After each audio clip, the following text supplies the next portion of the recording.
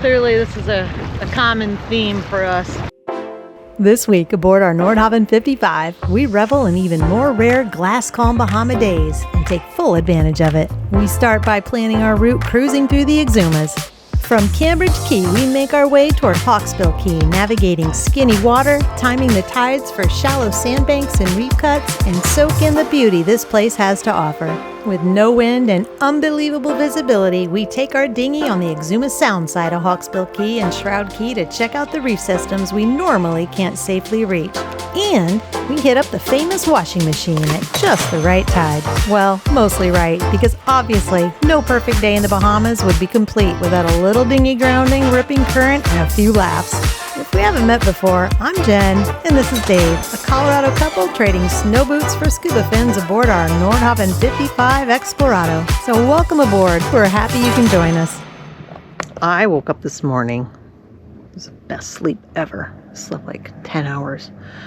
But it is so calm out. Look, you can see this is about, I want to say 15 to 20 feet deep. You can see how fast the current is going. Stuff flies by. It's like a lake. Wow, swimming pool. And have my coffee on the bow. You don't get days like this much. This is beautiful. I slept in. I missed half of it because I slept 10 hours last night.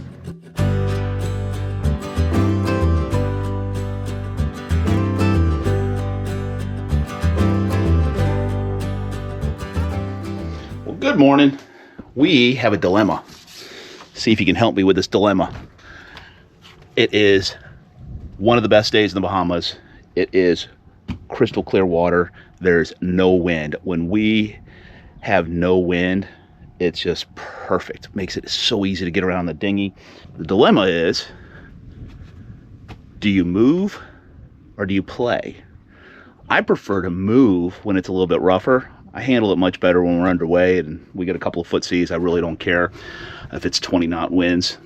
But when it's calm, I just want to go play. I don't want to spend the day moving a boat around. But we have to move the boat around. A couple of things.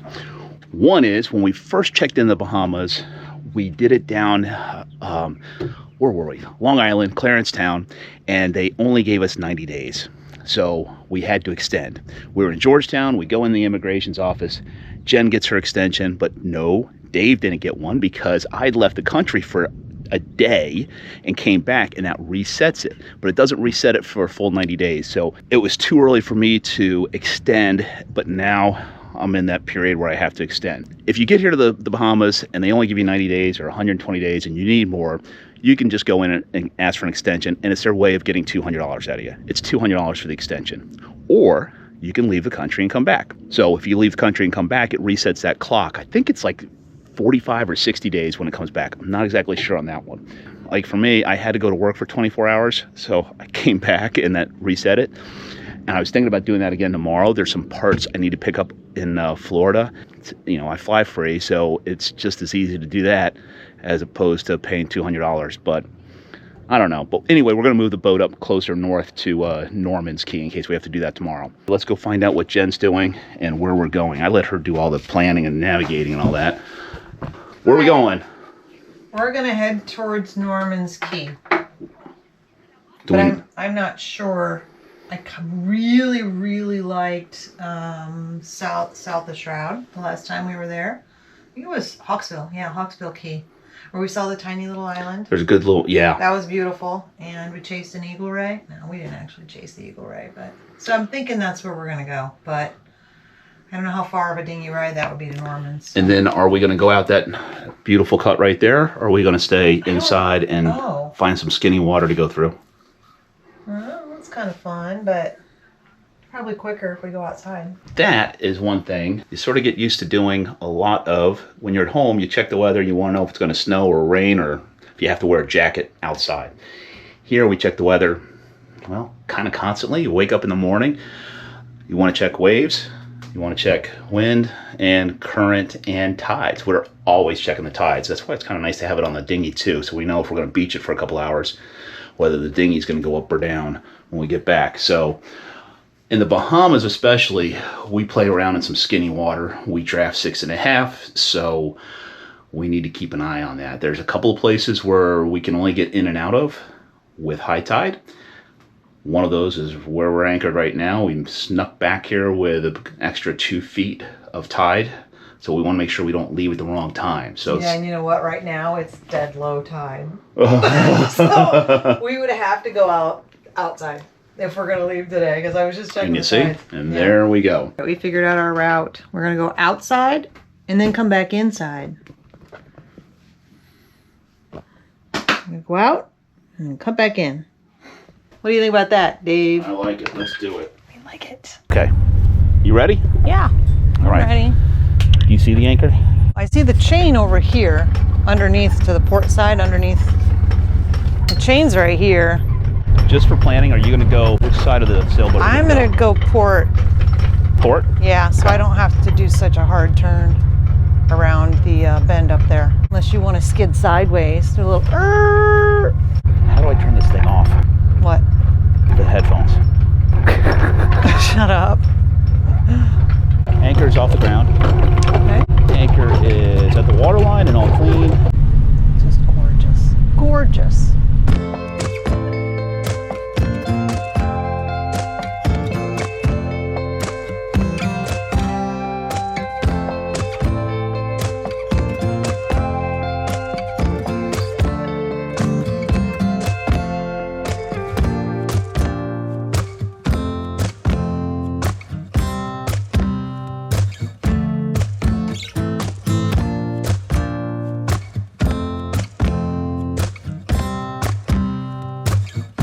We have another Nordhavn 55 coming right at us, called Sundance.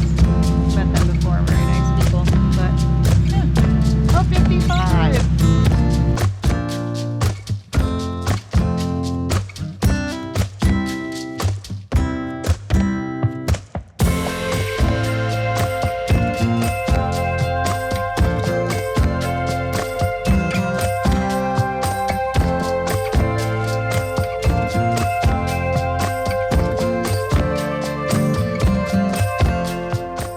Oh, here comes a bird. Oh, geez. I'm trying to land the drone, and this bird is coming around. He's over Better not there. eat my drone. I know, he's trying to get you.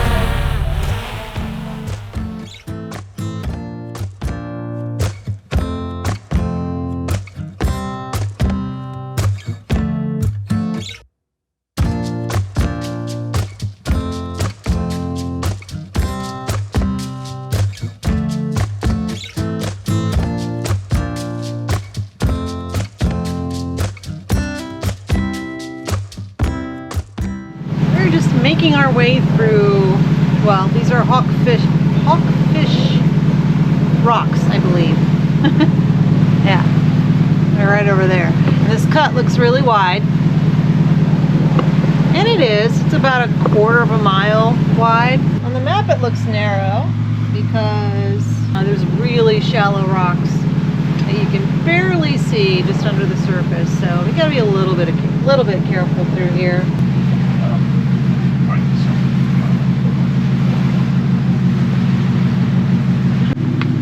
So we have to go around a really shallow area. I don't know if you can see it. It looks like turquoise, bright blue water over there. But so we have to go all the way around to get to our anchorage. All because of a shallow sandbank. But it's really pretty to look at. You want me to slow down? No, but if you see this thing coming at your head, you might want to duck. As much as we love to take advantage of these glass-like conditions and explore on the dinghy, there is just something magical about gliding over these turquoise waters from the flybridge.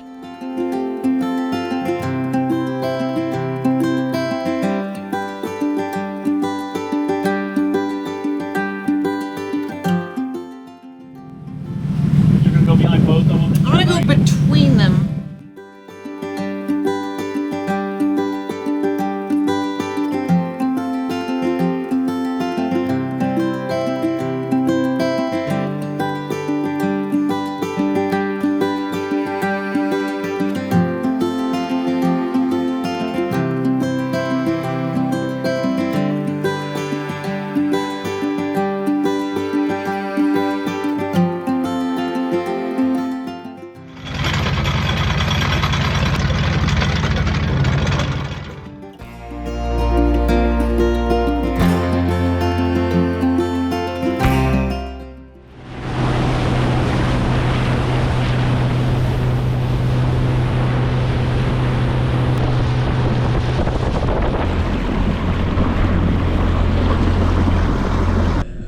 We're stuck. We got stuck again. No, we did not get stuck. We didn't hit bottom or Dave anything. is adamant. I strategically did that. Yeah. We're on our way to the washing machine because when near Shroud, you have to hit the washing machine, and it is a beautiful day. Hopefully we hit the timing perfectly. Right. Keep an eye out for all the people so I don't hit anybody.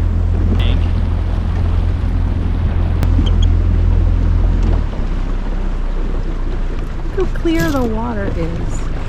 This is at the washing machine, you guys. We hit it at total slack, complete slack, so it's so clear.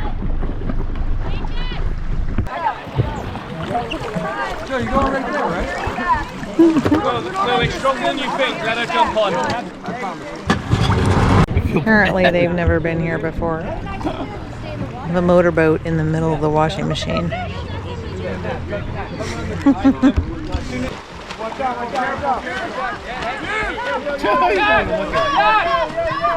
jump, I think. You're gonna jump? Yeah. All right, let's do it.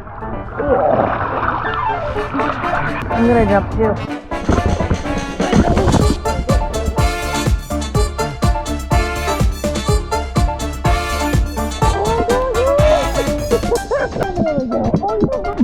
That's really quite clever, isn't it? If you come to the washing machine, it's very important that you get it on a high tide, come in here at slack, and then the tide goes out and the current rips you right out of it. I believe she's gonna do a triple Lindy with a half gainer McTwist. Talking it over with her coaches. Here she goes. Yes, here she comes. You can barely move out here. No! I'm getting bit up. I know. The no-see-ums got us. We have... Swamp! We are barely moving, and you've got the engine roaring. This was the fastest we've seen it at the washing machine. It was a 3.5 foot tide, and it is ripping. It's been ripping for about 40 minutes, and it's still going out. Look at the water. I know, it's so clear. It's still. I'm gonna show you guys. It looks like it's still. It's moving at like, I'm gonna say 4 knots. Not a ripple in the water though.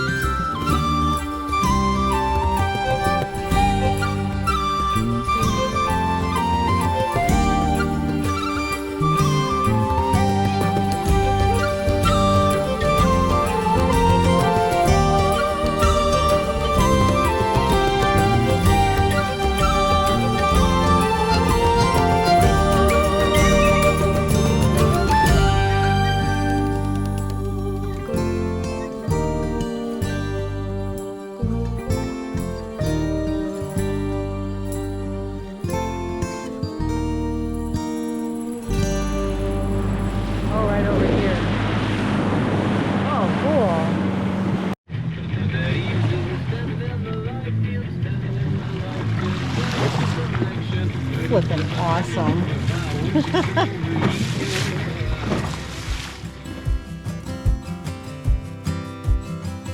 Since the weather's given us this rare opportunity, we went completely around Shroud Cay on the outside to check out the reef system that we normally aren't able to see, and we were stunned. We are on the Atlantic side of the island. This is nuts, the Exuma Sound. Sorry, and you can see there's no wind whatsoever. You can see to the bottom. This is so rare.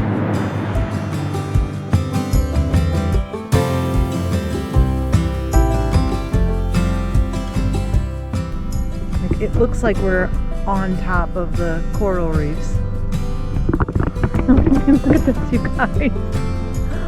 It's so flipping clear. This is amazing.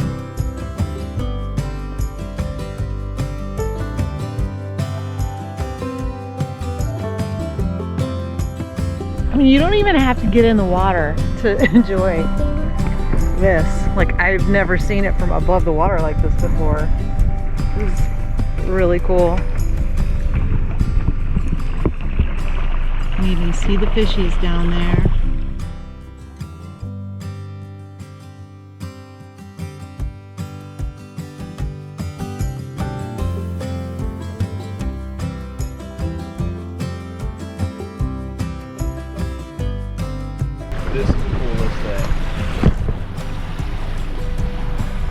That's neat.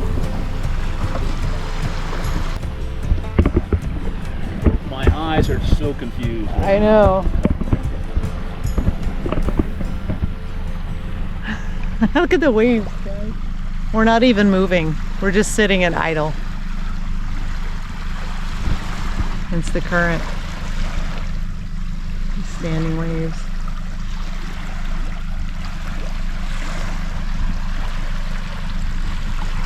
Now we're moving backwards, but it looks like we're moving forward. You just want to ride it in here. Like a whee!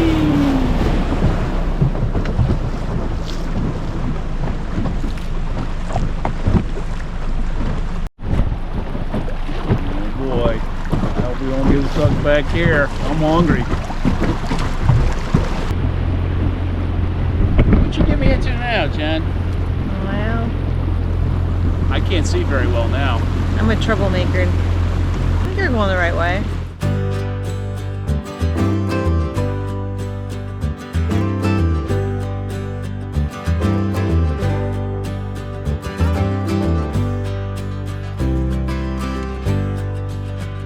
Breakfast al fresco.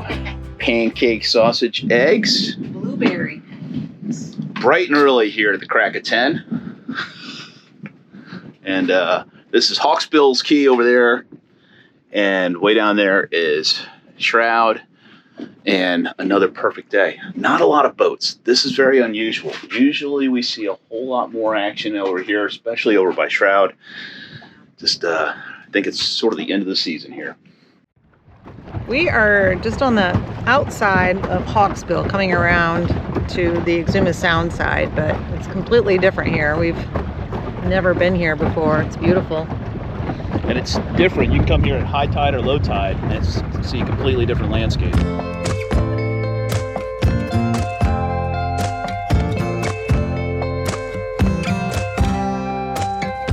Hawksbill Cay often gets overlooked due to the popularity of Shroud Cay, yet has some amazing sights to offer that rival any other Bahamian island. In one of our previous episodes, we visit small, untouched beaches and explore ruins from the 1700s.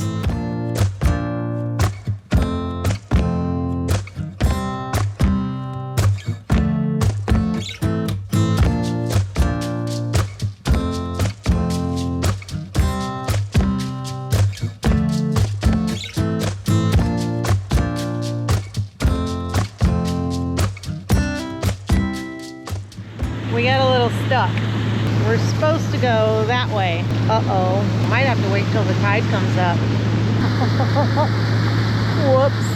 There's better places to be stuck, I guess. I mean, there aren't, but are there? No, there's not better places to be stuck. Whatever. About to get interesting. Yeah, we're either gonna hit and have to squeak through this little spot, or we're gonna just make it. Oh, oh Man. my God, grounded. Right, time to get out and push. No, we're gonna float through. No, we're not. Oh, we're not? We're floating. No, we're not. Yes, we are. Grass is moving underneath us. Well, then that means you have to get out and push also. I gotta steer. I can do it. I'm lighter. I weigh less.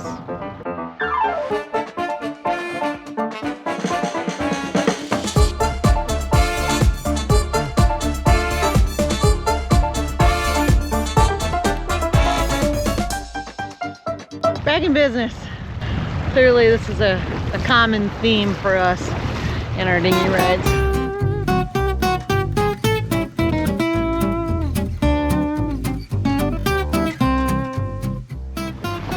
We made it back! Of course, Dave's little dinghy wake. Oh my gosh. This is awesome. Thanks for being here with us. If you enjoyed this video, liking and subscribing really helps our channel grow. We hope to see you on the next adventure.